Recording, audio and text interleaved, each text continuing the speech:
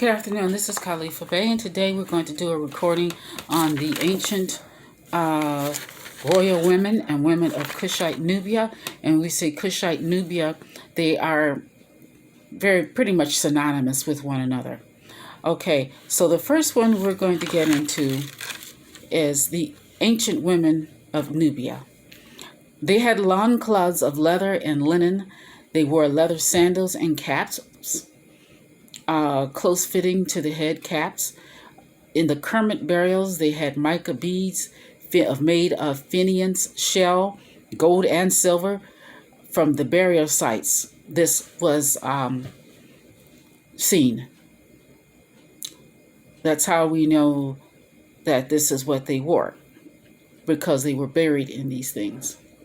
They had tunics of linen and skirts of leather, decorated with beads, red satin, or pierced patterns.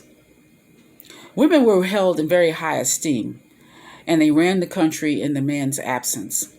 And they were even said to take on a masculine energy as was needed to carry this out. Kichi and Kirkuri, they were from the late period. They were non-royal Kushite women, and they were living in Egypt, and they also had the title of follower of Mut, and this was inscribed on the tomb walls.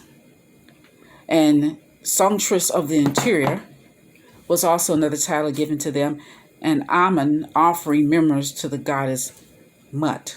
So another thing that was seen on the tomb walls was the god Amun offering mirrors to the goddess Mut. The Theban women had the title of follower. Sejim Ash, her father, was called the Petaman prophet of Amun in Kawa. The mirror was offered to Retabaki, and this was found on a stela. You can see this in a stela in the Louvre, and it's identified as being Kushite, and you can find this in the Louvre Museum in Paris. And her garment also had tails on it. In the 2nd century AD, there were engravings on bronze bowls, and this can also be found at the Museum of Fine Arts in Boston. And you can see a picture of a woman kneeling with her family before a dome-shaped hut. Okay, now moving a little bit into the art and architecture of Kushite Nubia.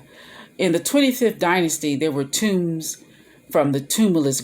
They went from tumulus graves. In the tumulus graves, you would find a person laying on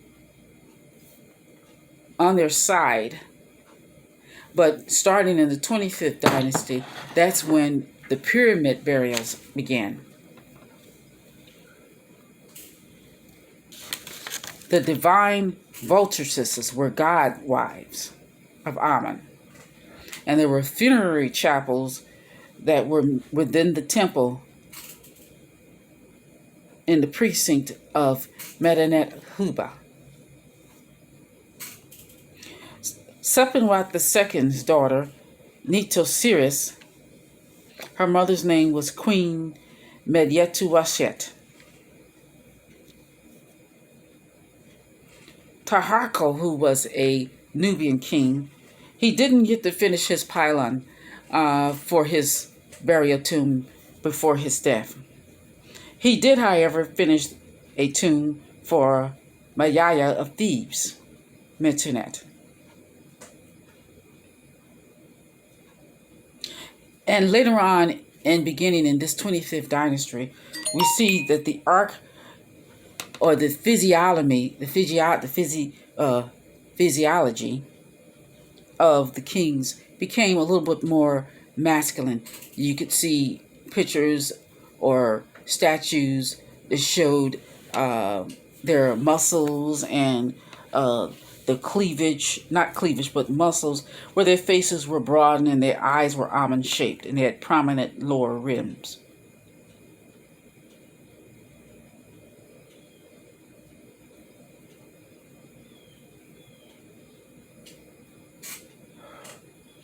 They had all types of exotic stones, such as petrified wood, periotite, serpentine, alabaster, limestone, gray wickel, and quartzite.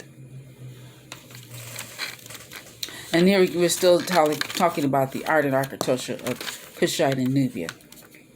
The kings, they wore ostrich plumes.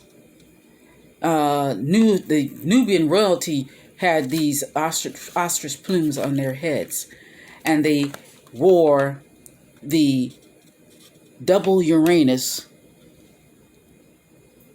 and they had rough areas on their kilts and their crowns and their sandals, and they wore crowns and sandals and armbands. They wore the ram pendant necklaces that were covered in gold leaf. This was uncovered at Dingyal, another area in Nubia. There was a quartzite statue of Horemakhet, son of Shabaka and high priest of Amun. And there's another bronze statue of Taharqa. And then there was a colossal granite Jeunesse statue of Aspelta from Gebel Barkal. And I know a lot of the names, a lot of these locations are not even common to the modern ear.